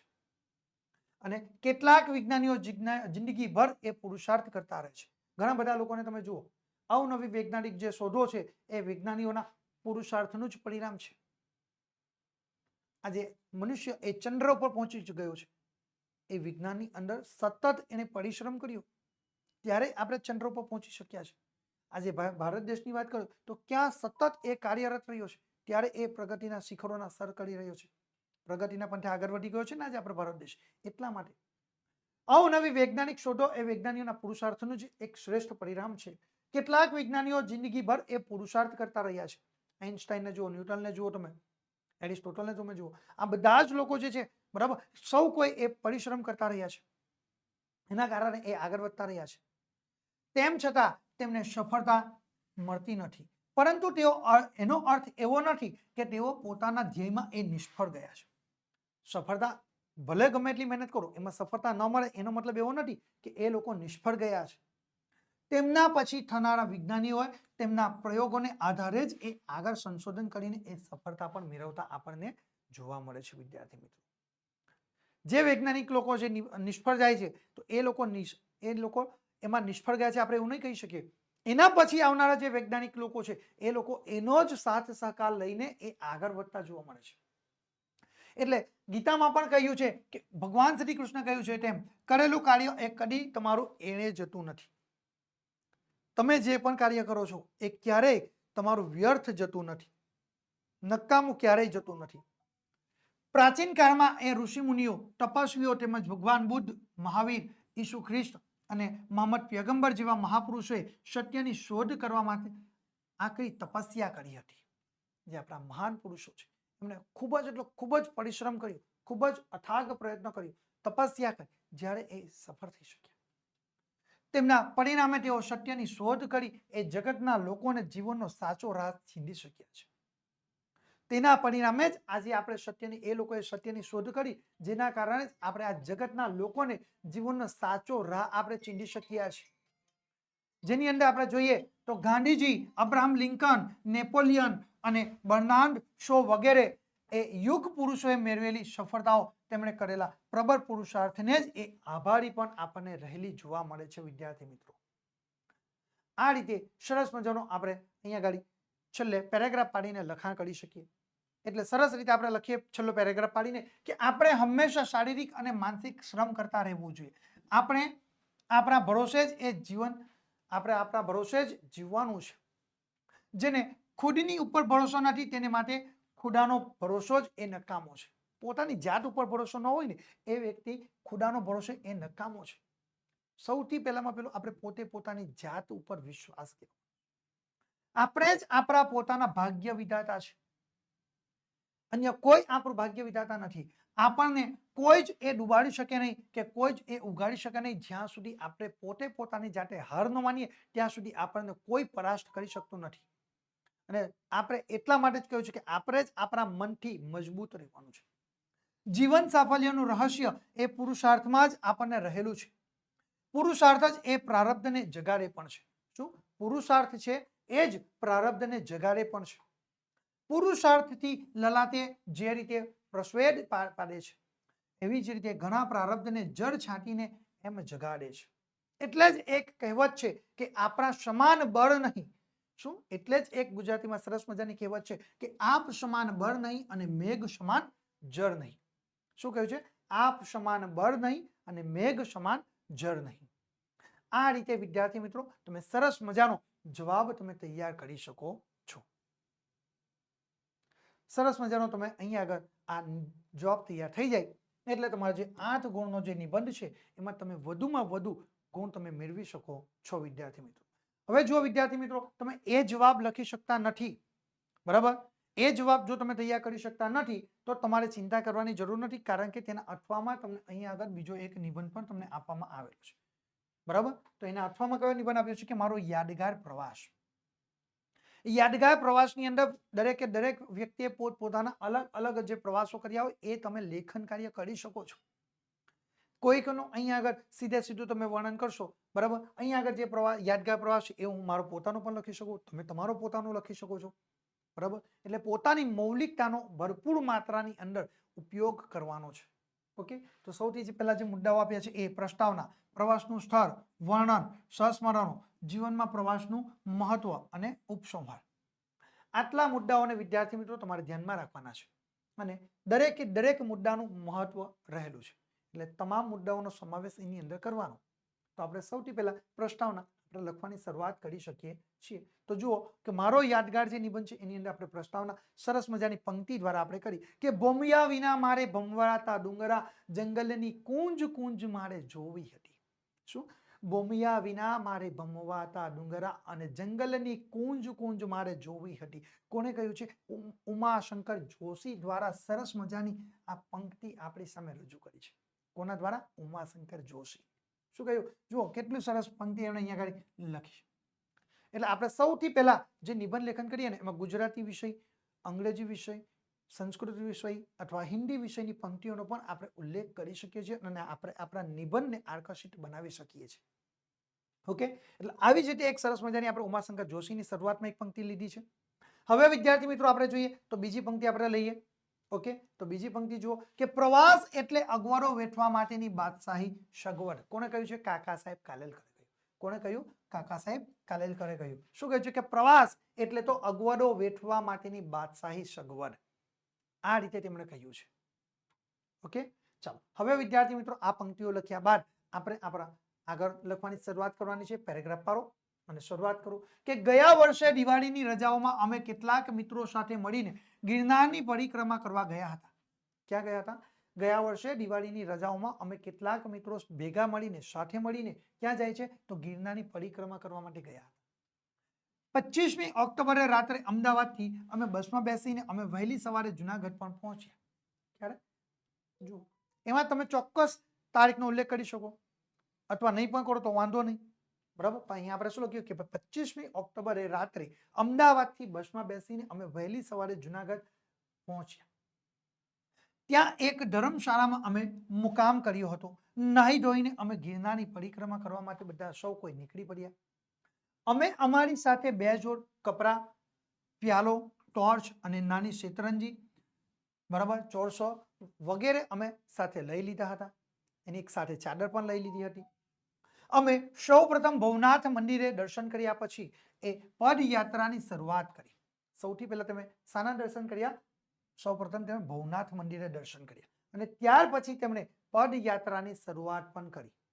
અને આખા રસ્તે એટલી બધી ભીડ હતી કે બધાને કીડી વેગે ચાલવું પડ્યું. કારણ કે સ્વાભાવિક છે કે ભાઈ અહીંયા ગિરનારની પરિક્રમાની વાત છે એટલે ગિરનારની પરિક્રમાની અંદર તો લાખો લોકો આવે છે, હજારોની સંખ્યામાં મેદની ઉમટી પડે છે. એટલે તેમણે સરસ શબ્દનો ઉપયોગ કર્યો છે કે પદયાત્રાની શરૂઆત તો તેમણે કરી, પરંતુ આખા રસ્તે એટલી બધી ભીડ હતી કે બધાને કીડી વેગે ચાલવું પડતું હતું. સરસ મજાના શબ્દોનું પ્રયોજન કરે છે. જુઓ કે કીડી વેગે તમને ચાલવું પડતું હતું. અને રસ્તામાં નાના નાના અનેક મંદિરો તથા ડેરીઓ પણ આવતી હતી. અલગ અલગ પ્રકારના નાના નાના અનેક પ્રકારના મંદિરો આવે, ડેરીઓ પણ ત્યાં આગળ આવતી આપને જોવા મળે છે. સૌ યાત્રાળુઓ જય ગિરનારીનો નાદ એ ગુંજાવતા ચાલતા જતા હતા. સૌ યાત્રાળુઓ જય ગિરનારીનો નાદ ગજવતા ચાલતા જતા હતા. અને સતત 3 કલાક સુધી ચાલ્યા પછી એમ એક સ્થળે થોભ્યા પણ હતા. અને સતત 3 કલાક સુધી ચાલ્યા પછી અમે એક સ્થળે એ થોભતા અટક્યા. અને પછી થોડો આરામ કરીને અમે ફરી પાછા આગળ વધ્યા. થોડું ચાલવાનું, થોડો આરામ કરો, થોડું ચાલો, થોડો આરામ કરો અને પછી ધીરે આગળ. સાંજ પડી ગઈ. અમે એક ખુલ્લા મેદાનમાં આવી પહોંચ્યા હતા અને ત્યાં હજારો યાત્રાળુઓ એ વિશ્રામ કરી રહ્યા હતા. શું સાંજ પડી ગઈ હતી અને રાત્રિના સમય તો એ ગિરનારની પરિક્રમા કરી શકાતી નથી. એટલે સાંજ પડી. અમે એક ખુલ્લા મેદાનમાં આવી પહોંચ્યા અને ત્યાં હજારો યાત્રુઓ એ ત્યાં વિશ્રામ કરી રહ્યા હતા. અમે પણ એક ખૂણે શેતરંજી બિછાવી દીધી અને અમારે માથે આભનું છત્ર હતું અને નીચે ધરતીની પથારી હતી. શું હતું? અમે પણ ત્યાં આગળ એ લેખક અહીંયા શું કહે છે કે અમે પણ ત્યાં એક ખૂણે શેતરંજી બિછાવી દીધી અને અમારે માથે આભ હતું અને નીચે ધરતી હતી. એટલે ધરતીની પથારી હતી. જિંદગીનો આ પણ એક અનેરો અમારા માટે લહાવો રહેલો જોવા મળતો હતો. શું છે? જિંદગીનો આ પણ એક પ્રકારનો અનેરો એક લહાવો હતો. અને વહેલી સવારે 4 વાગે અન્ય યાત્રાળુઓની જેમ અમે સૌ કોઈ લોકો જાગી ગયા હતા. બ્રશ કરીને અમે આગળ વધી અમારી યાત્રાને શરૂ કરી નાખી હતી. અને ગિરનાર પર્વતની ફરતે ડુંગરો આવેલા જોવા મળે છે. જે ગિરનાર પર્વત છે ને તેની ફરતે નાના મોટા અનેક પ્રકારના ડુંગરો આવેલા છે. 3 દિવસમાં 3 પર્વતોની યાત્રા કરવાનો ખાસ મહિમા રહેલો છે. શું કહ્યું છે કે જે 3 દિવસની અંદર જે 3 પર્વતો છે એ 3 પર્વતોની યાત્રા કરવાનો શ્રેષ્ઠ એ મહિમા પણ રહેલો છે. અને બપોરે એક સદાવ્રતમાં અમે ભોજન પણ લીધું. જો સરસ શબ્દનું પ્રયોજન કે સદાવ્રતમાં. શું? બપોરે અમે એક સદાવ્રતમાં ભોજન પણ લીધું અને થોડી વાર અમે આરામ કર્યા પછી અમારી યાત્રાને ફરી પાછી તેમણે શરૂ કરે છે. અને સાંજે અમે હનુમાનજીના મંદિરે આવી પણ પહોંચ્યા હતા. ફરી પાછા સાંજે હનુમાનજીના મંદિરે આવી પણ પહોંચ્યા અને મંદિરની પડખે જ એક ખેતર પણ હતું અને ત્યાં પાણીનો બોર પણ હતો. અને 2 દિવસ બરાબર હાડ મારી બેઠ્યા પછી અમને આવી ઉત્તમ સગવડતા મળી. આવી ઉત્તમ જે સગવડ મળતા અમે ખૂબ રાજી થઈ ગયા હતા. અહીં હજારો યાત્રાઓ સાથે અમે પણ વાળું કર્યું. શું? હજારો યાત્રાઓની સાથે તેમણે વાળું કર્યું. વાળું એટલે કે અહીંયા જો રાત્રિનું ભોજન તેમણે કર્યું. તો રાતે ખુલ્લા મેદાનમાં સુવાનો અમે લહાવો પણ અમે ત્યાં આગળ લીધેલો છે. અને વહેલી સવારે અમે દૈનિક વિધિ તથા ચા નાસ્તા બાદ અમે ફરી પાછી પરિક્રમાની શરૂઆત કરી દીધી અને બગદાણાવાળા બાપુના આશ્રમ તરફ બપોરના ભોજનની સુંદર વ્યવસ્થા કરવામાં આવી હતી. કોના દ્વારા કરવામાં આવી હતી? બગદાણાવાળા બાપુના આશ્રમ તરફથી બપોરના ભોજનની સરસ અને એકદમ સુંદર વ્યવસ્થા પણ ત્યાં આગળ કરવામાં આવી હતી.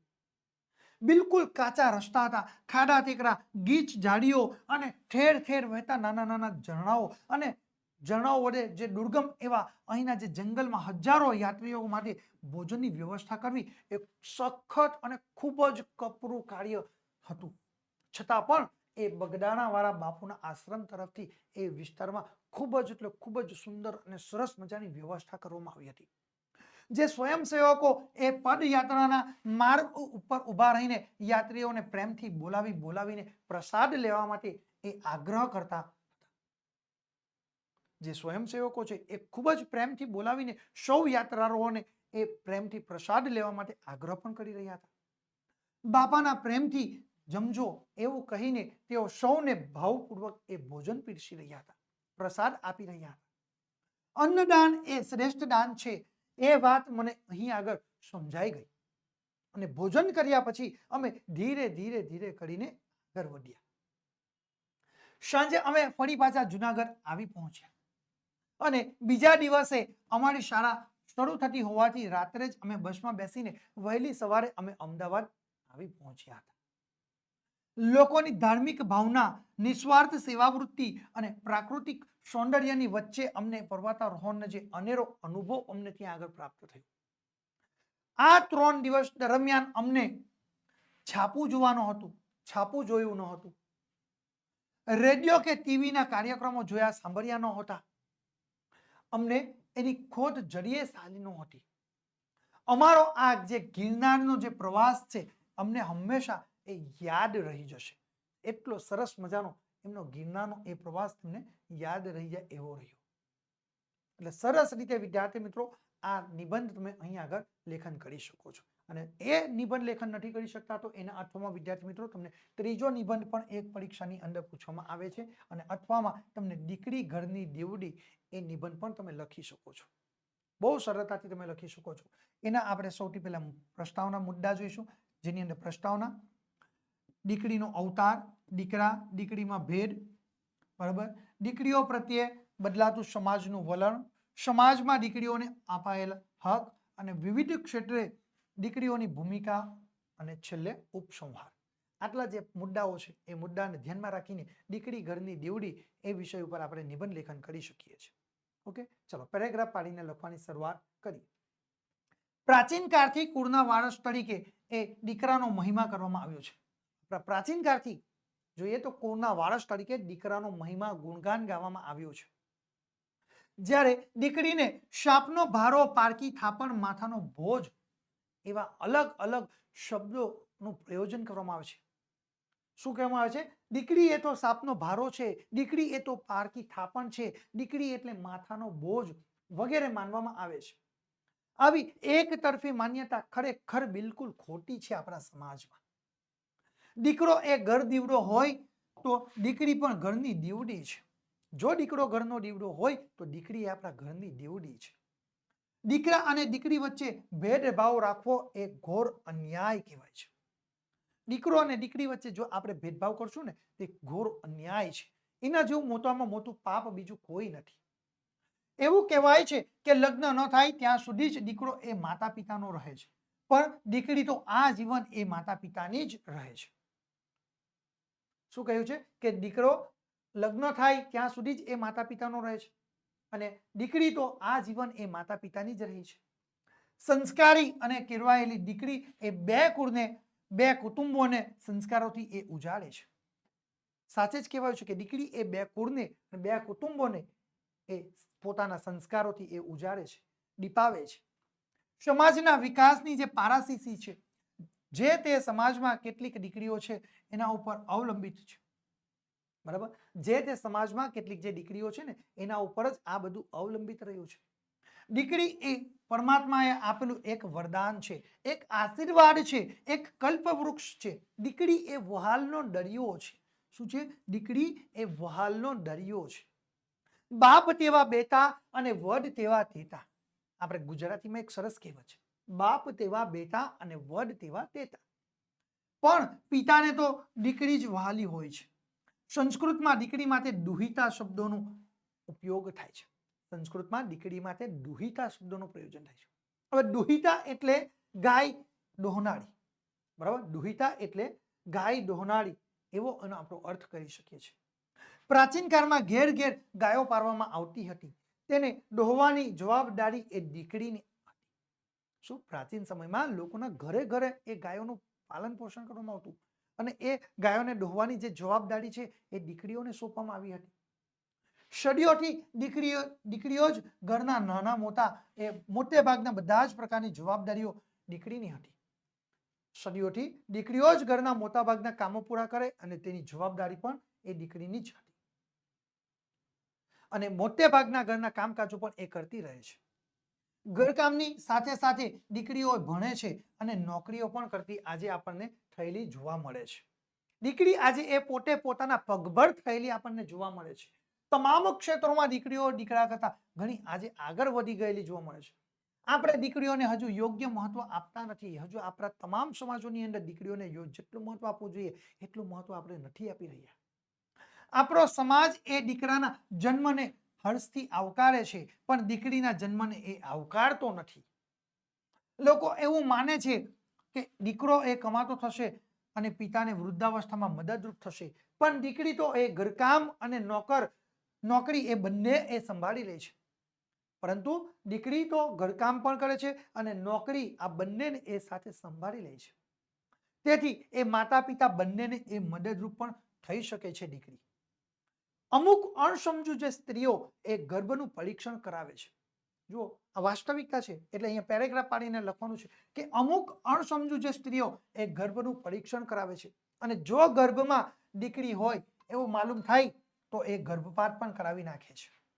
આવા વલણને લીધે પુરુષોની સરખામણીમાં સ્ત્રીઓની સરખામણી ઝડપથી ઘટી રહી છે, જેને કારણે જ આજે પુરુષોની જે સરખામણી સ્ત્રીઓની સંખ્યા દિવસે ને દિવસે ઘટી રહેલી જોવા મળે છે. કન્યાઓના અભાવે અસંખ્ય યુવાનોએ એ કુંવારા રહેવું પડે છે અને બીજી તરફ એ સ્ત્રી ભ્રૂણ હત્યાનો સિલસિલો હજુ એ ચાલી જ રહેલો જોવા મળે છે. આથી સ્ત્રીઓની અછત હજુ વધે એવી શક્યતા આપણને રહેલી જોવા મળે છે, કારણ કે શરૂઆતથી જ આપણે દીકરા અને દીકરી વચ્ચે ભેદ પારખતા હોઈએ છીએ. જે સમસ્યા છે એ જ એનો ઉપાય છે. જો સ્ત્રી ભ્રૂણ હત્યા રોકવામાં આવે તો સ્ત્રી પુરુષોનું પ્રમાણ આપોઆપ એક સરખું થઈ જાય એમ છે. અર્થાત તમામ લોકો એ દીકરીને પણ ઘરની દીવડી માને તે જરૂરી છે. સૃષ્ટિનો છે એક જ પોકાર, દીકરી બચાવી કરો ઉદ્ધાર. શું છે? આજે સૃષ્ટિનો એક જ પોકાર રહ્યો છે કે દીકરી બચાવીને કરો ઉદ્ધાર. આ રીતે વિદ્યાર્થી મિત્રો સરસ મજાનો આપણે દીકરી ઘરની દીવડી જે નિબંધ છે એ લખીને આપણે 8 ગુણનો જે પ્રશ્નો છે એમાંથી વધુમાં વધુ ગુણ આપણે મેળવી શકીએ છીએ. વિદ્યાર્થી મિત્રો, ગુજરાતી વિષયના નવા અપડેટ મેળવવા તમે અત્યારે જ અમારા વોટ્સઅપ ગ્રુપની અંદર જોડાઈ જજો. કોર્સને લગતી વધુ માહિતી મેળવવા માટે તમે અમારા મોબાઈલ નંબરનો સંપર્ક કરી શકો છો. અમારો મોબાઈલ નંબર છે 7046222254.